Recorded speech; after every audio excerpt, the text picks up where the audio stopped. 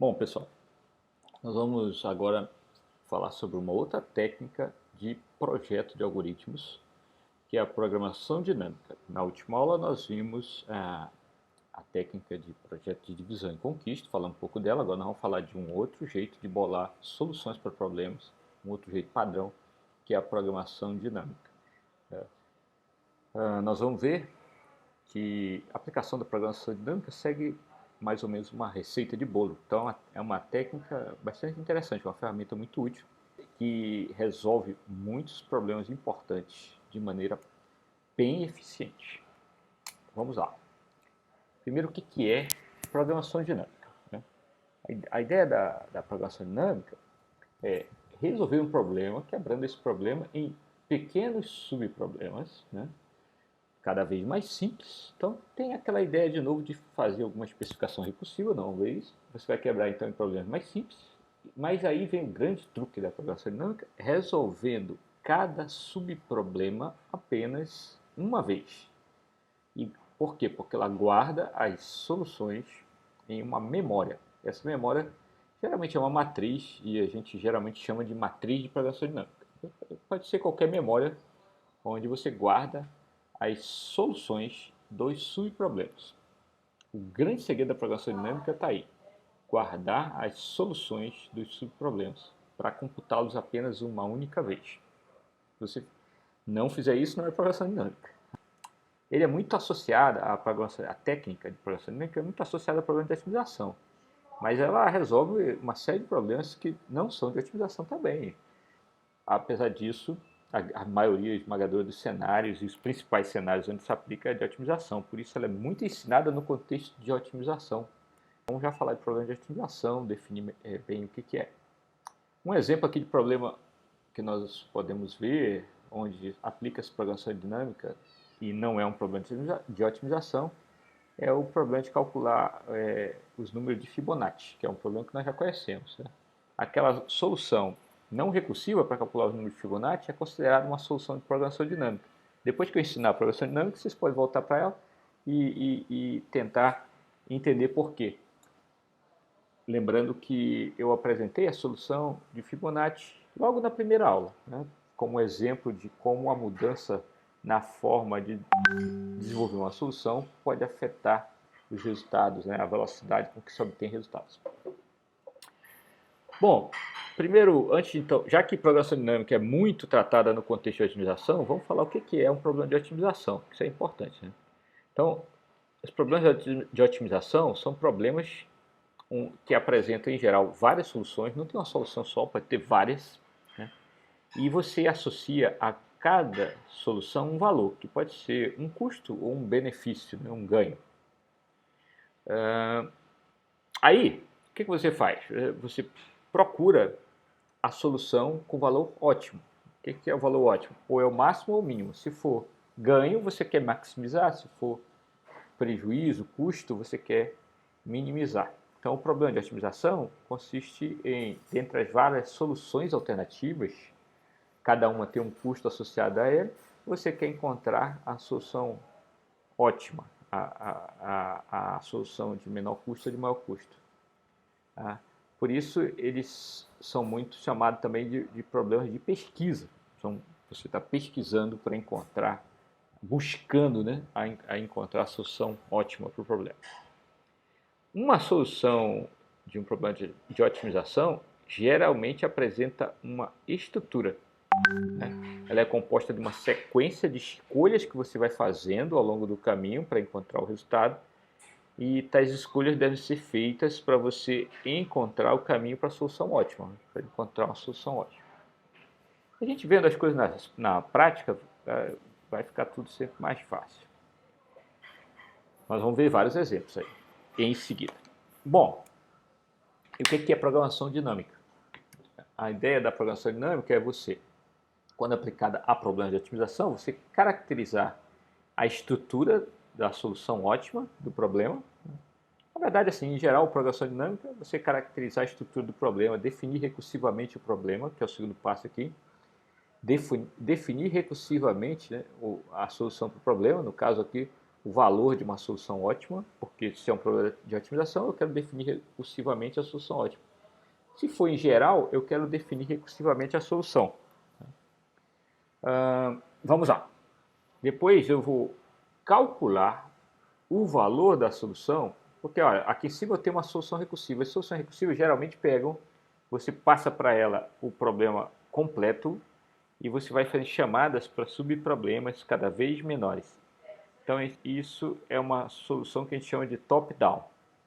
A programação dinâmica inverte a solução. Você vai começar calculando os problemas menores, como se estivesse nas folhas da árvore de recursão, e aí você vai combinando esses resultados para criar soluções cada vez maiores. Então a gente diz que a programação dinâmica calcula o valor da solução ótima em um processo bottom-up, de problemas menores para problemas maiores. E aí você constrói uma solução ótima a partir de informações previamente calculadas. Toda vez que você calcular uma solução pequena lá no meio da programação dinâmica, você armazena em algum lugar e vai construindo as novas em função de soluções menores já armazenadas. Por que eu consigo construir as novas em função de soluções menores já armazenadas? Porque eu defini recursivamente a minha solução ótima. Vamos para a prática, que ela ajuda muito a entender. Então, o primeiro exemplo, vou mostrar uns exemplos que estão no livro do Cormen. O primeiro exemplo é o exemplo de determinar a melhor ordem de multiplicação de uma cadeia de matrizes. Eu tenho um monte de matrizes que eu quero multiplicar e eu quero determinar a melhor maneira de multiplicar, a melhor ordem. Nota que isso é diferente daquilo que a gente viu até na aula passada de multiplicação de matrizes, onde eu queria ver como multiplicar duas matrizes do melhor jeito. E nós vimos que o melhor algoritmo prático é o do Strassen. Aqui é outro problema. Aqui eu tenho um monte de matrizes para multiplicar e eu quero determinar a melhor ordem para multiplicar. É lógico que lá no meio do caminho eu vou poder usar o algoritmo de Strassen ou qualquer outro algoritmo de multiplicação de matrizes que me convenha.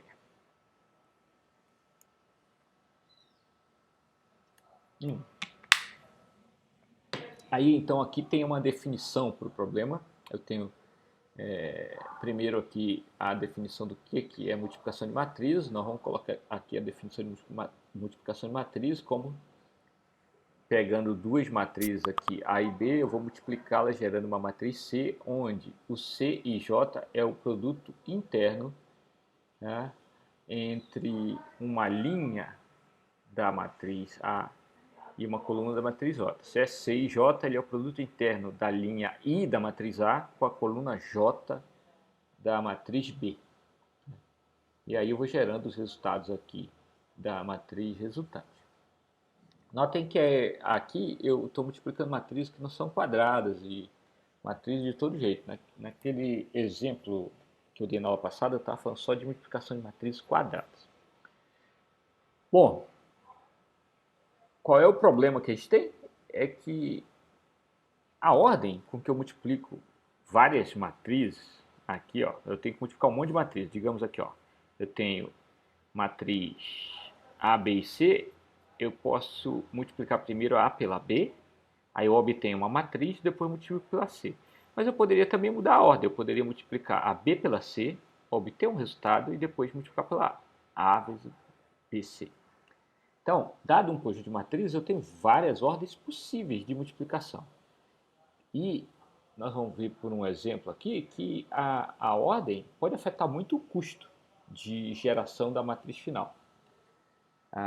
Por exemplo, aqui, ó, eu tenho essa matriz 30 por 1, A1 por 40, 40 por 10 e 10 por 25. Tem então 4 matrizes.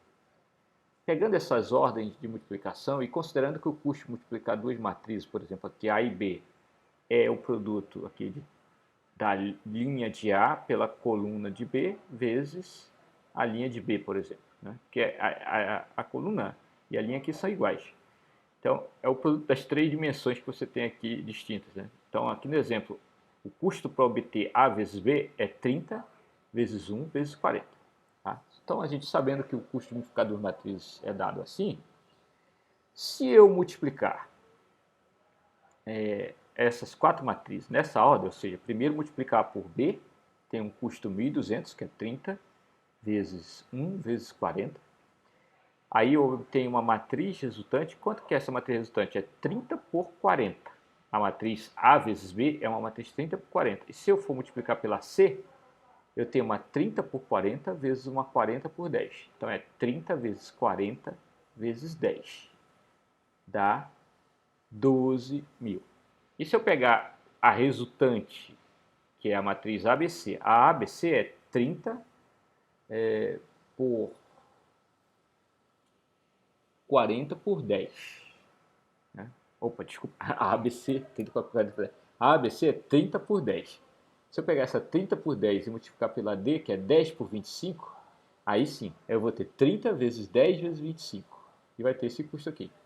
Então, ó, se você pegar essa ordem, eu vou ter esses custos de multiplicação, são 3 multiplicações para obter a matriz final, e vai dar 20.700 operações.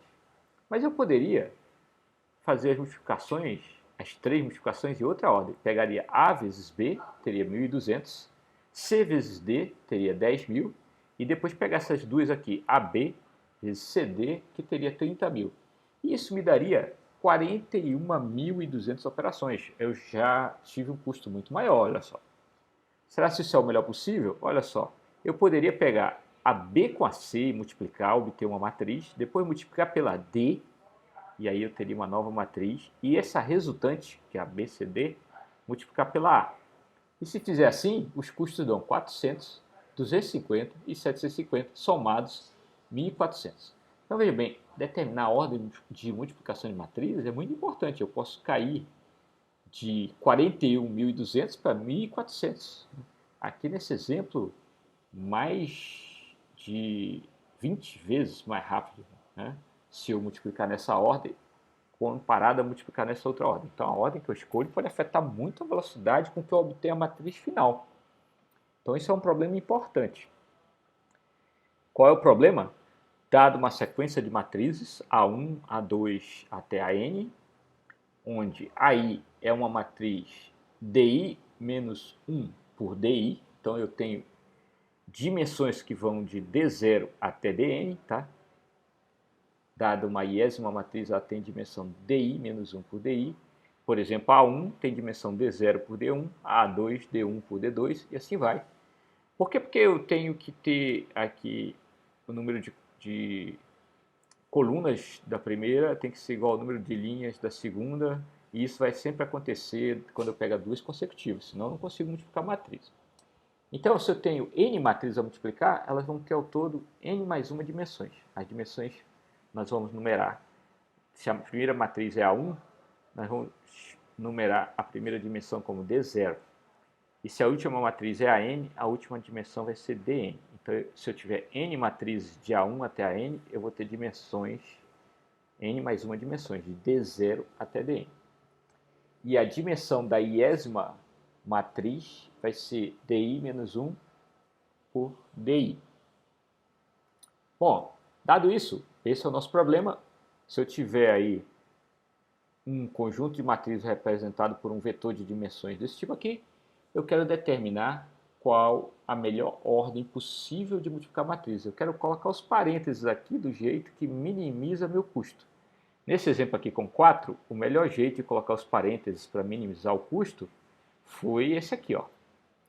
Isso vai variar de acordo com as matrizes que eu estou entrando aqui no problema, com a dimensão das matrizes dada no problema, mas eu sempre vou ter um jeito que é o melhor possível. E o problema de otimização aqui é encontrar o melhor possível. Então, vamos definir agora o problema. Para definir o problema de maneira mais geral, inclusive definir recursivamente, vamos pensar agora num subproblema genérico desse aí.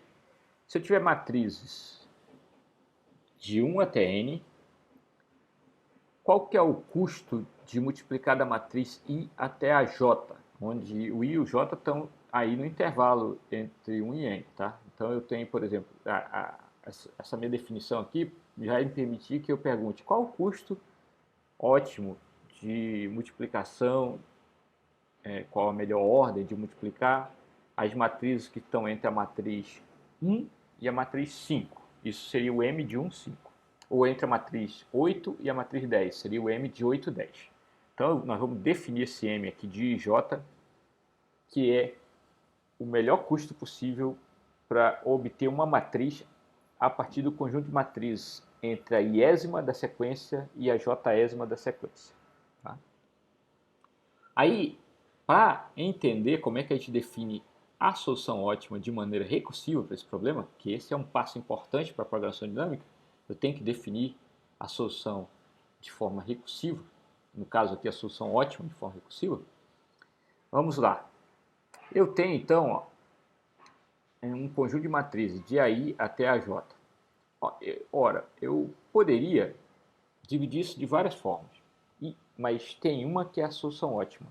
E essa solução ótima vai escolher algum K para particionar o conjunto final aqui de matriz, né, o conjunto, aliás, inicial de matriz, em dois conjuntos. Vai ter da matriz I até uma Késima e da Késima mais 1 até a Jésima. Existe um K que é o ótimo. Notem que, seja qual for a solução ótima, ela divide em algum ponto o conjunto de matrizes em dois. Seria a última multiplicação a ser feita.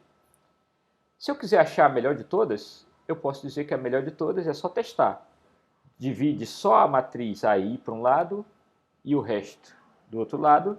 Divide as duas primeiras matrizes para um lado e o resto para o outro. Divide as três primeiras e o resto para o outro, assim vai. A solução ótima é a melhor alternativa possível entre essas divisões que eu estou falando. A solução ótima no último passo vai fazer uma divisão em um desses pontos. Ok? Então veja bem, para achar então a solução ótima, ela vai ser uma solução que divide em algum dos pontos aqui, o conjunto final o conjunto inicial de matriz, em dois conjuntos.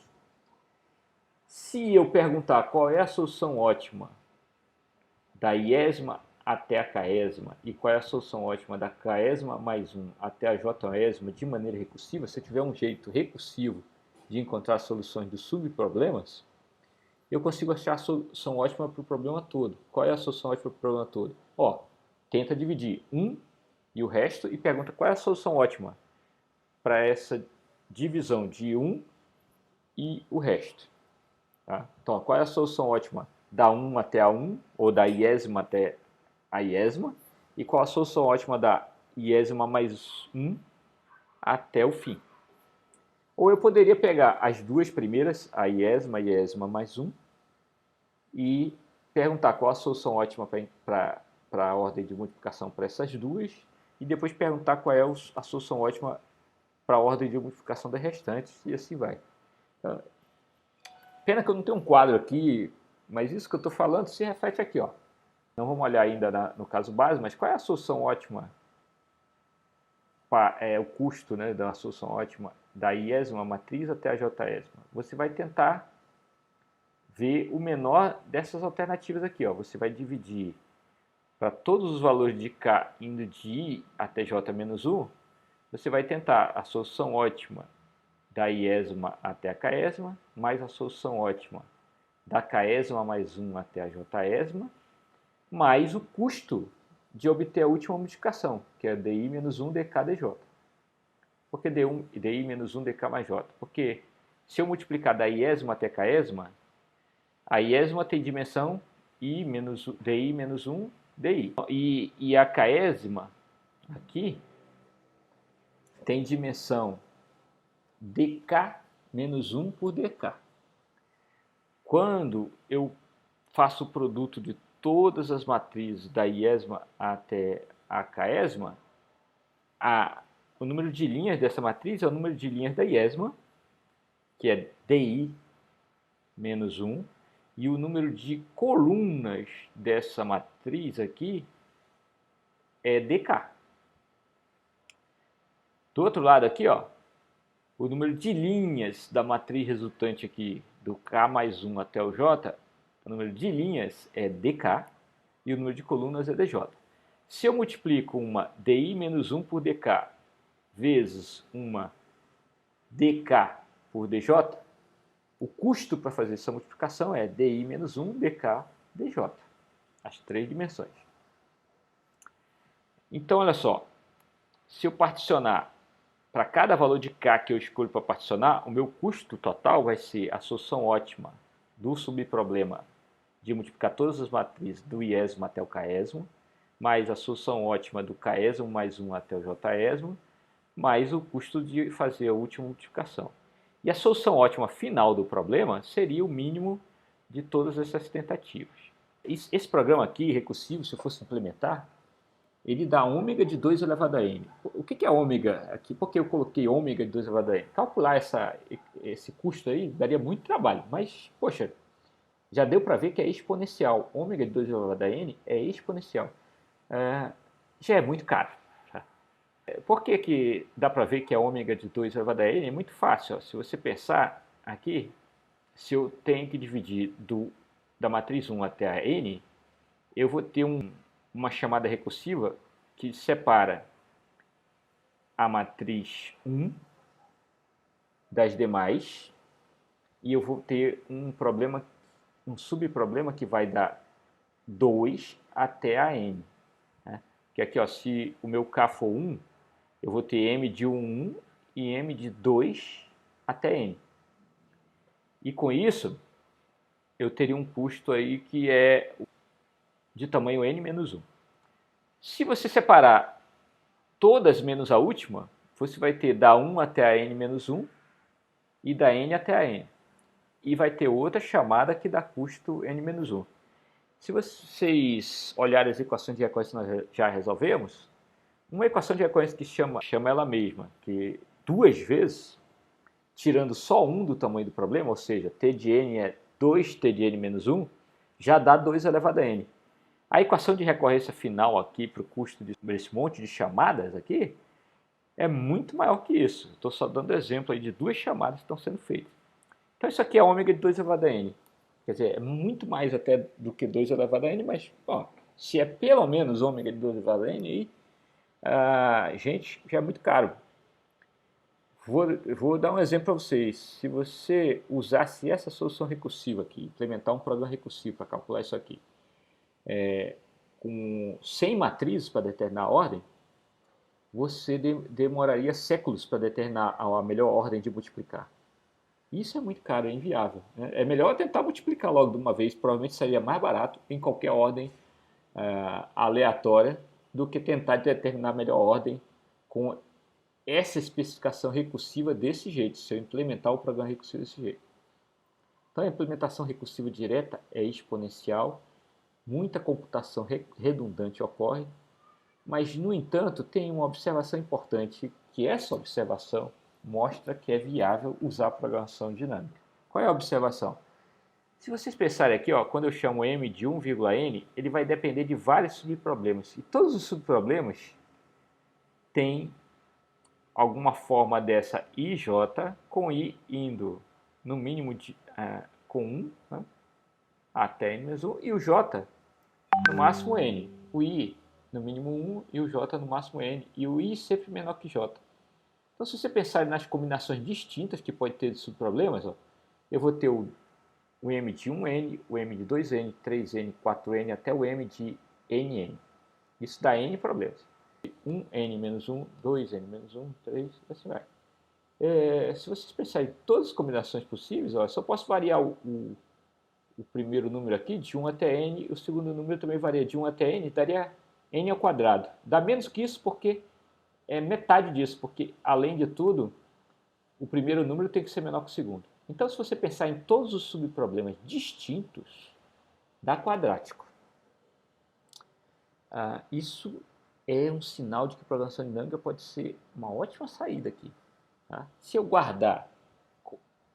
computar uma única vez todos os problemas distintos, eu vou ter no máximo um número quadrático de subproblemas para resolver. Outra coisa interessante aqui é o caso base. Né? Toda vez que me dão uma matriz só, que seria M e I, o custo para determinar qual a melhor ordem de multiplicar a matriz é zero, porque eu não preciso fazer nada. Né? Se eu tenho uma matriz só e você me pergunta qual a melhor ordem de multiplicar uma matriz só por ninguém para obter uma matriz só. Eu já tenho uma matriz só, não tenho que fazer nada, então eu não tenho custo a pensar e o custo é zero. Então, o custo para obter uma matriz só a partir de uma matriz só é zero. Só vou ter custo quando eu tiver duas matrizes ou mais. Dado isso, eu tenho a especificação recursiva aqui da melhor maneira de multiplicar matrizes, né? De como determinar a melhor ordem para multiplicar matrizes. Agora, o que a gente faz com programação dinâmica? A ideia da programação dinâmica é construir a solução de maneira bottom-up. O que é bottom-up? Primeiro eu vou pegar os menores problemas que estão no caso base aqui. Ó. Primeiro eu vou achar as soluções do caso base, que tem custo trivial, que é zero. As soluções do caso base são onde os dois números são iguais. E depois vou construir soluções maiores a partir deles. As soluções maiores a partir deles vão vir quando tem diferença de 1 entre esses dois números. Né? Por exemplo, o m de 1, 2, se eu pegar a especificação aqui, ó, é o m de 1, 1, mais o m de 2, 2, mais D0, D1, D2. Seria aqui. Porque o m de 1, 1 é isso aqui. Ó. É só você aplicar nessa definição. Ele é o mínimo com k indo de 1, aqui, ó, até 1, porque é menor que o j, tá? Menor que 2. Então, k só vai poder ser um valor, só tem uma escolha para fazer. Não tem várias escolhas, porque quando eu tenho 1, 2, 2, 3, assim vai, só tem uma escolha para fazer. Eu vou fazer uma multiplicação e pronto. Só tem duas matrizes. Qual a melhor ordem para multiplicar duas matrizes? Não tem o que discutir. É pegar a primeira, multiplicar para a segunda e acabou. Mas tem um custo, né? Multiplicar aqui. Bom, então olha só, quando eu tiver preenchido na minha matriz de programação dinâmica, nós vamos ver lá, o m de 1, 1, 2, 2, 3, 3, assim vai, eu vou passar a multiplicar, a preencher os m's de 1, 2, 2, 3, 3, 4, 4, 5 e assim vai.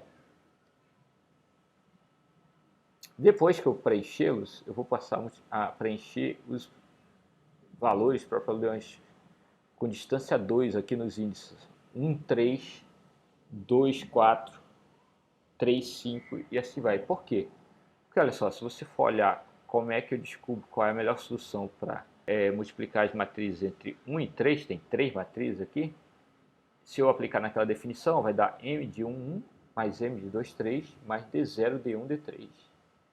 E se eu aplicar novamente lá, é porque é o mínimo entre isso se o k for 1, ou isso se o k for 2. É o m de 1, 2, mais o m de 3, 3, mais d0, d2, d3. Então, nós temos dois valores possíveis de k para o m de 1, 3. Agora notem que quando eu calculo o m de 1, 3, ele tem distância 2 aqui, ó, ele é calculado só em função de subproblemas de distância 1. Que eu já vou ter solução deles nessa hora. Quando eu for para os problemas de distância 3, nós vamos ver que eles são definidos em função dos problemas de distância 2. Olha aí, m de 1, 4. O m de 1, 4 é o mínimo, com k indo de 1 até 3, né, que o k é menor ou igual que 1, menor que 4, de m de 1k mais m de k mais 1, 4, mais isso aqui. E você olhando isso aqui, dá 3 valores possíveis para cá. O primeiro valor possível é 1, aí fica m de 1, 1, m de 2, 4 e mais essa última multiplicação. Se eu escolher um k, 2, vai dar isso. Se eu escolher um k, 3, vai dar isso. E a solução ótima é o melhor desses 3. Notem que nessa altura eu já conheço todos os problemas com distância menor que 3 entre os índices. Então o m de 1, 1 já vai estar solucionado, o m de 2, 4 já vai estar solucionado. E assim vai. Como que a gente faz então? A gente vai pegar, aqui a gente colocou convenientemente a matriz nos slides, isso porque está assim lá no Corno também, inclinada. Mas aqui ó, é a nossa matriz de programação dinâmica, onde eu vou guardar os resultados dos subproblemas. Eu começo guardando os resultados dos subproblemas, onde I igual a J. Isso aqui é a diagonal principal da matriz, tá? I igual a J. Agora aqui, ó, eu vou começar a calcular os problemas maiores. Aqui é a diagonal acima da diagonal principal, onde I igual a J. Então aqui é o M de 1, 2, 2, 3 e assim vai. Tá? M de 1, 2, 2, 3, 3, 4. E aqui é o M de 1, 3 e o M de 2, 4. E aqui é o M de 1, 4, que é a solução ótima para tudo. Então, olha só, como é que funciona a programação dinâmica? Preenche essa linha da matriz com zeros, que é o caso básico. Você vai fazer sempre isso, preenche o caso básico com zero. Depois você constrói os casos que usam o caso base.